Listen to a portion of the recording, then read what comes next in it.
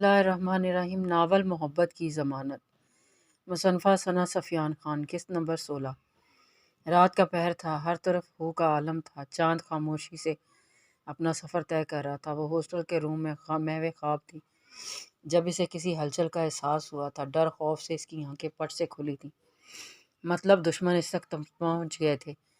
دیکھو یہی روم ہے لڑکی کا، جو کرنا ہے جلدی کرو، آج اس کے بھائی کی بھی آخری رات بناتے ہیں، اور اس لڑکی کی بھی۔ خالق سائیں کو خوش کرنے کا وقت آ پہنچا ہے۔ باہر سے آتی آوازیں اس کے پیروں سے جان نکال گئی تھیں، لیکن وہ ہمت نہیں ہارنا چاہتی تھی، بلکہ مضبوطی سے اپنے پیروں پر کھڑے ہو کر ڈٹ کر مقابلہ کرنا چاہتی تھی۔ ہم سب خود چل کر اپنی موت تک آئے ہوئے ہیں، اس میں میری کوئی غلطی نہیں ہے، پر میں فرحانہ عباس جعفری ہوں، عباس جعفری کی بہادر بہن ہوں۔ ڈر اور خوف مجھ پر اچھا نہیں لگتا، اور دشمن کو پیٹھ دکھانا مجھے قطعی منظور نہیں ہے۔ وہ خود کو پرسکون رکھ کر تسلی دیتے ہوئے روم میں جتنے بھی کام کی چیزیں نظر آئیں سب لے کر دروازے کے قریب کھڑی ہو گئی۔ جب روم سے منسلک بیلکنی میں ہلچل ہوئی، اس کا دھیان جب تک ادھر جاتا تب تک کلک کی آواز کے ساتھ ہی کوئی دروازہ کھول کر بڑی شان سے روم میں داخل ہوا تھا۔ بلیک پینٹ پر بلیک ہی شرٹ، چہرے کو سیاہ کپڑے سے ڈھکا وہ اس سیاہ رات کا ہی حصہ کوئی لگ رہا تھا۔ وہ جیسے جیسے قریب آ رہا تھا فرحانہ کی دھڑکنیں تیز تر ہوتی جا رہی تھیں۔ وہ دروازے کے باہر کھڑے دشمن کا ہوش بھلا کر اپنے قریب آ رہے دشمن پر حملہ آور ہوئی تھی۔ وہ ہاتھ میں پکڑی ڈرائل مشین کو زور سے اس کا سر پر دے مارتی، اگر سامنے والا اپنی عقاب جیسی نظروں سے دیکھ کر فوراً ایکشن نہ لیتا۔ مقابل اس کے ڈرائر پکڑے ہاتھوں کو دبوچتے اسے گھمایا تھا، جب سے اب اس کی پشت مقابل کے سینے سے لگی تھی۔ تبھی دروازہ کھول کر باہر سے دو شخص اندر داخل ہو رہے تھے۔ جب اس کے ہاتھ سے اس ڈرائر کو ایک شخص پر سختی سے وار کرتے ہوئے دوسرے کو بنا سمجھنے کا موقع فراہم کیے وہ دوسرے ہاتھ سے اس کی گردن پر مار کر بے ہوش کیا تھا۔ وہ ابھی تک شوق میں تھی۔ جو ہاتھ میں پکڑے ہتھیار وہ مقابل شخص پر استعمال کرنے والی تھی، وہ بڑی صفائی اور چلاکی سے داخل ہوتے دشمنوں پر اسی کے ہاتھوں سے پٹوا دیا تھا۔ وہ اسے اسی طرح پیچھے سے اپنے حصار میں سمیٹے ہوئے اندھیرا کا فائدہ اٹھاتے آگے بڑھا تھا، اور سیڑھیوں کے پاس بنے ستون کے پیچھے کھڑا ہوا تھا۔ مقابل کی جرأت پر وہ اس قدر حیران ہو گئی تھی کہ ابھی تک اس کے منہ سے ایک آواز تک نہیں نکلی تھی۔ اپنے ہی بھیجے گنڈوں سے مجھے بچا کر آپ میری نظروں میں ہیرو کبھی نہیں بن سکتے، وہ پھنکاری تھی۔ غصہ اس کی رگ رگ میں پھیلتا جا رہا تھا۔ وہ اس کی خوشبو سے آج بھی جان چکی تھی وہ اس وقت کس کے حصار میں ہے۔ وہ اس کی مضبوط گرفت میں مچلی تھی۔ واہ، وہ کون سی لڑکیاں ہوتی ہیں جو ایسے حالات میں پوچھتی ہیں کہ تم کون ہو اور ایسا کیوں کر رہے ہو، لیکن تمہارا انداز پسند آیا۔ تم نے اپنا اور میرا قیمتی وقت برباد کرنے کی بجائے مجھے پہچان کر بالکل درست سوال کیا ہے۔ اور جہاں تک رہی ہیرو کی بات، تو میں آلریڈی ایک ہیرو ہوں۔ اگر ایک ہیرو کی قدر ایک ہیروئن ہی کر سکتی ہے، جنگلی بلی نہیں۔ وہ اس کے انداز میں سرگوشی نما آواز میں ہی اس کے کانوں میں بولتے ہوئے اس کے لیے باہر آیا تھا۔ کیا مجھے جنگلی بلی کہا؟ ہاں۔ وہ ہیرو اور ہیروئن والی بات نظر انداز کرتے ہوئے صرف جنگلی بلی والی اپنے لیے سن کر چیخی تھی۔ وہ رومال کے اندر ہی بے اختیار مسکرایا تھا۔ اب وہ لوگ سڑک کے کنارے پر کھڑی گاڑی کے قریب پہنچ چکے تھے۔ میں مر سکتی ہوں، لیکن قطعی میں آپ کے ساتھ نہیں جانا چاہوں گی، اس لیے آپ اپنی مہربانی لے کر یہاں سے دفع ہو جائیں۔ وہ اس سے اپنا ہاتھ جھٹکتے چھڑاتے اٹل انداز میں کھڑی ہوئی تھی۔ شٹ اپ، اگر ایک لفظ بھی نہیں۔ اگر مرنے کا شوق زیادہ ہو گیا تو کوئی بات نہیں ہے، یہ موقع میں خود فراہم کر دوں گا۔ وہ اپنے غصے پر قابو پانے کی کوشش کرتے ہوئے اپنی مٹھیوں کو سختی سے بیچ کر اس کے لیے گاڑی کا دروازہ کھولا تھا۔ ہمیشہ کی طرح آج بھی وہ اس کے غصے سے ڈر کر گاڑی میں بیٹھ گئی تھی، کیونکہ اسے اتنا تو یقین تھا کہ کچھ بھی ہو جائے یہ بندہ اسے نقصان نہیں پہنچا سکتا، لیکن اگر ان دشمنوں کے ہاتھ لگ جاتی تو اس کے ساتھ ساتھ اس کے بھائی کی زندگی اجیرن ہو جاتی۔ لیکن نہ تو وہ اس سے مدد لینا چاہتی تھی اور نہ ہی اس کے ساتھ جانے پر رضامند تھی۔ 10 منٹ تک گاڑی میں خاموشی سے بیٹھی، لیکن پھر ماضی یاد آتے ہی وہ خونخوار تیور لیے اس کی طرف پلٹی تھی، اور چہرہ اب کے ڈر کی بجائے غصے سے لال ہوا تھا۔ وہ بڑے سکون سے گاڑی ڈرائیو کر رہا تھا۔ جب تنہا سفر پر نکلا ہوں، میرا سکون برباد کر کے خود پرسکون کیسے رہ سکتے ہیں؟ ابھی بتاتی ہوں۔ وہ غصے سے مٹھیوں کو بیچے بڑبڑا رہی تھی، لیکن یہ بڑبڑاہٹ اتنی ضرور تھی جو مقابل کی کانوں تک رسائی حاصل کر سکے۔ میں یہاں پہلے بھی کہا تھا اور اب بھی کہہ رہی ہوں، مجھے آپ سے کوئی مدد نہیں چاہیے، اس لیے برائے مہربانی مجھے یہیں اتار دیجیے۔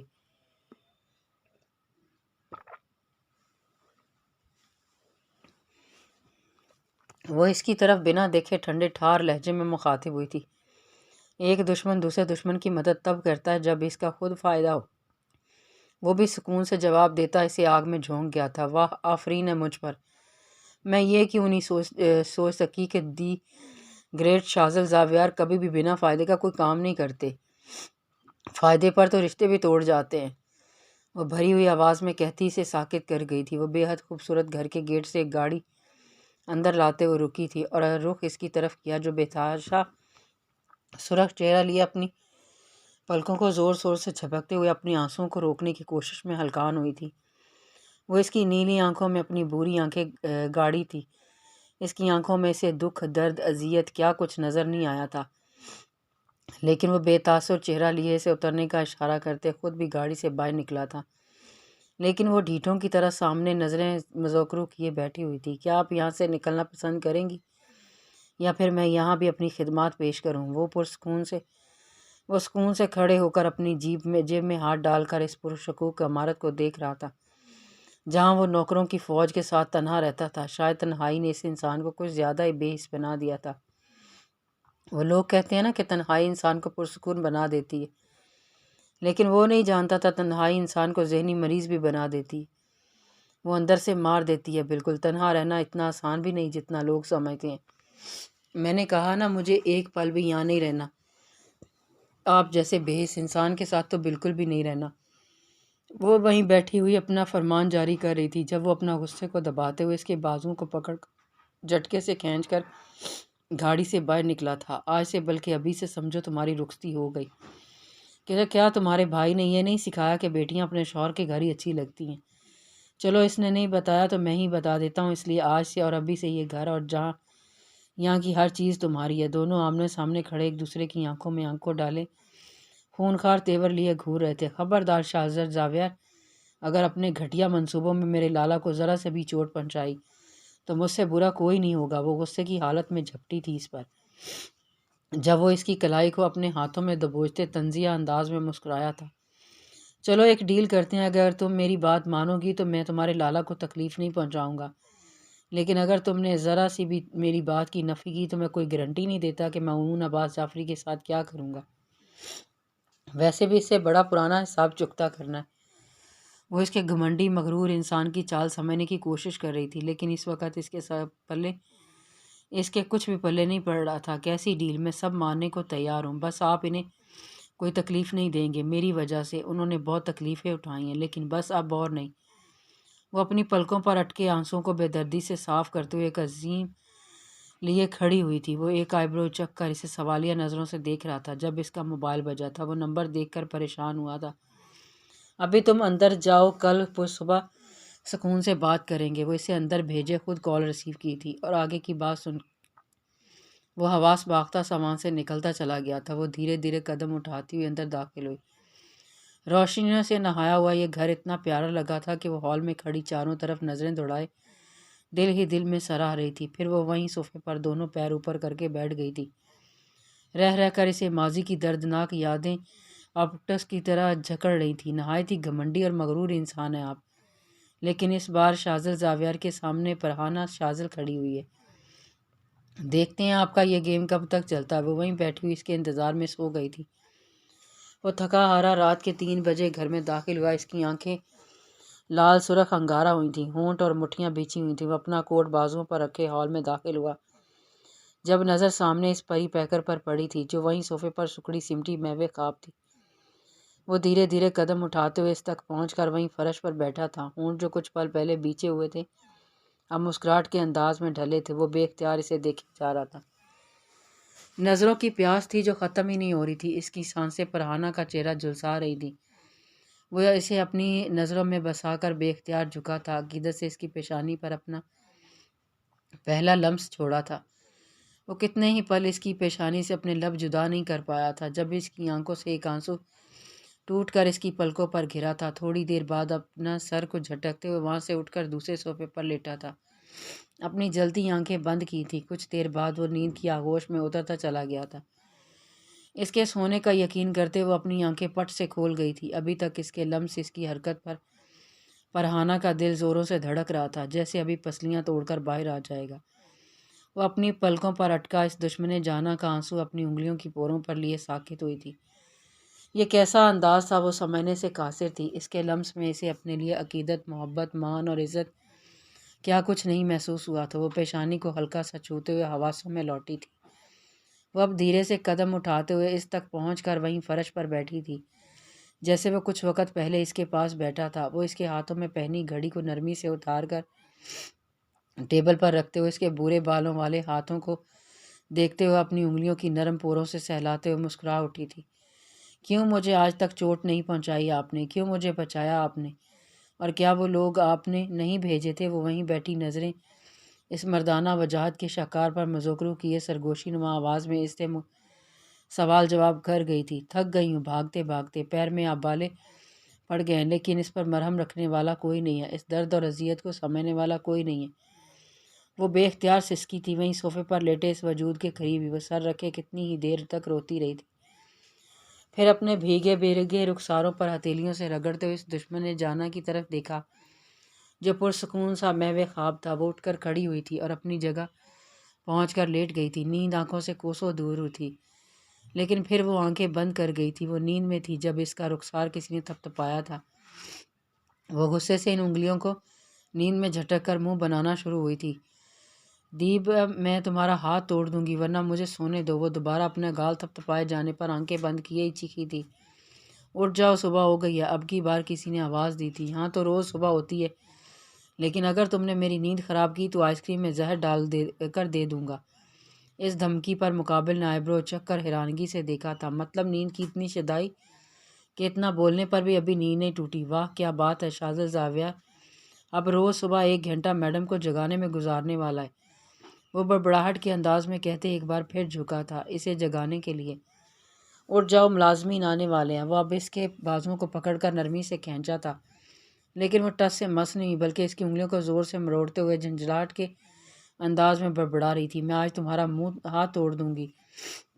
نہ رہے گا ہاتھ اور نہ ہی تم صبح صبح مجھے اٹھانے آؤ گی۔ وہ اس کے انہیں ہاتھوں کو پکڑ کر زور سے اپنی طرف کھینچا تھا۔ وہ اس افدات پر گھبراتے ہوئے آنکھیں واں کیے اپنے قریب ترین اس چہرے کو دیکھ رہی تھی۔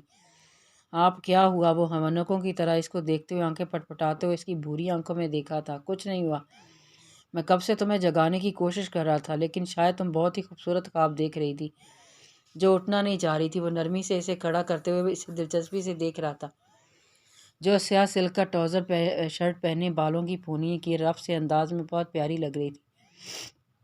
پہلے تم شاور لو اور فریش ہو کر آؤ، پھر بات کرتے ہیں۔ چلو میں روم دکھا دیتا ہوں۔ وہ اسے لیے اپنے روم کی طرف بڑھا تھا، وہ بھی اس کے پیچھے روم میں داخل ہوئی تھی۔ میں یہاں پکنک منانے نہیں آئی ہوں جو بیگ بھر کر لاتی تھی زبردستی گھسیٹ کر لائی گئی ہوں، اس لیے میرے پاس اس نائٹ سوٹ کے سوا کچھ بھی نہیں ہے۔ وہ فرش کو گھورتے ہوئے اس کی نالج میں اضافہ کرنا ضروری سمجھ رہی تھی۔ وہ اس کا ہاتھ پکڑ کر اسے اپنے کپڑوں کی الماری کے سامنے کھڑا کرتے ہوئے اسے اشارہ کیا۔ ابھی کے لیے تم ان میں سے کچھ لے لو، پھر آج تمہارا سامان لا دوں گا۔ وہ سنجیدگی سے مخاطب ہو کر واپس مڑا تھا جب اس کی آواز نے اس کے قدم جکڑے تھے۔ کیا آپ میرے ہاسٹل جائیں گے؟ وہ تجسس سے پوچھتی ہوئی اس کے پیچھے آ کھڑی ہوئی تھی۔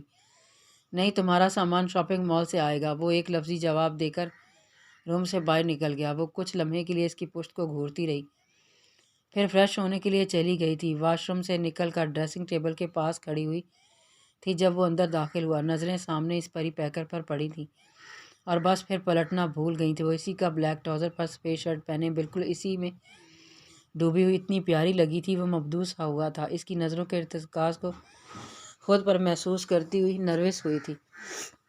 چہرہ لال سرخ انگارا ہوا تھا۔ وہ بار بار شرٹ کو نیچے کھینچتے اور اسے مسکرانے پر مجبور کر گئی تھی۔ شرٹ کھینچنے سے بڑی نہیں ہو جائے گی، اور ہاں یہ ناشتہ ٹھنڈا ہو رہا ہے، پہلے اسے ختم کرو۔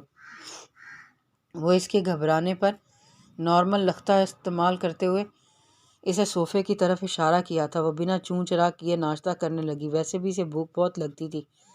ہاں اب میرا پیٹ بھر گیا اور ذہن بھی کام کرنے لگا ہے، اس لیے اب آپ اپنی رات والی بات پوری کریں ورنہ میں جنگ کے لیے تیار ہوں۔ اب صوفے سے ٹیک لگا کر بیٹھتی مقابل کو دھمکی دیتی ایک بار پھر حیران کر گئی تھی۔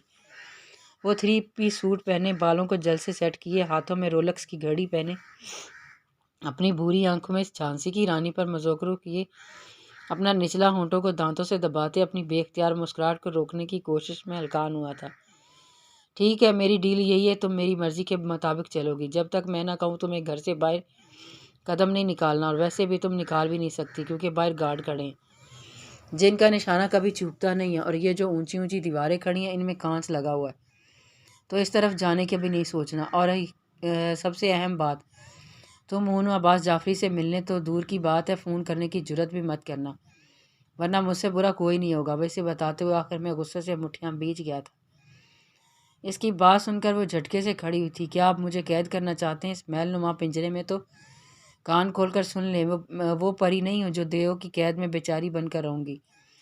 میں آج کی آزاد خود مختار لڑکی ہوں جو اپنے حق کے لیے آواز بلند کرنا جانتی ہے۔ آپ مجھے میرے لالا سے بات کرنے سے نہیں روک سکتے۔ وہ غصے سے لال سرخ چہرہ لیے اپنی شہادت کی انگلی اٹھائے سے وون کر رہی تھی، جس کا مقابل پر بالکل اصرار نہیں ہوا تھا۔ ٹھیک ہے، اگر میری ڈیل منظور نہیں ہے تو تم اپنے پیارے لالا کے لیے بری خبر سننے کے لیے تیار ہو جاؤ، لیکن بات تو میں پھر بھی نہیں ہونے دوں گا۔ یہ بات تم اپنے اس چھوٹے سے ذہن میں جتنی جلدی بٹھا لوگی تمہارے لیے اتنا ہی اچھا ہوگا۔ وہ اس کے قریب جھکتے ہوئے اس کی پیشانی پر انگلی سے اشارہ کرتے ہوئے بھونکارا تھا۔ اس کی گرم سانسیں فرحانہ کے چہرے پر پڑتی سے دہلا گئی تھی۔ وہ کتنے ہی پل کچھ بولنے کے قابل نہیں رہی تھی۔ ٹھیک ہے، میرے جینے مرنے سے آپ کو تو کیا کسی کو بھی فرق نہیں پڑے گا، پھر میں یہ بلا اذیت کیوں سہوں؟ وہ اس کے سینے پر ہاتھ رکھ کر زور سے دھکیلتے ہوئے روم سے منسلک اسٹڈی روم میں بند ہو گئی تھی۔ وہ کتنے ہی پل اپنی مٹھیوں کو بیچے اسٹڈی روم کے دروازے کو گھورتا رہا تھا۔ وہ اس پر سختی نہیں دکھانا چاہ رہا تھا، لیکن وہ اسے مجبور کر رہی تھی۔ کچھ پل بعد وہ وہاں سے نکل کر شاداب اور گارڈ کے ساتھ آفس کے لیے نکل گیا تھا، لیکن جانے سے پہلے ساری نوکروں کی فوج سے اس کا انٹروڈیوس کروا کر اس کے لیے ہدایت دے کر گیا تھا۔ کنٹینیو جاری ہے۔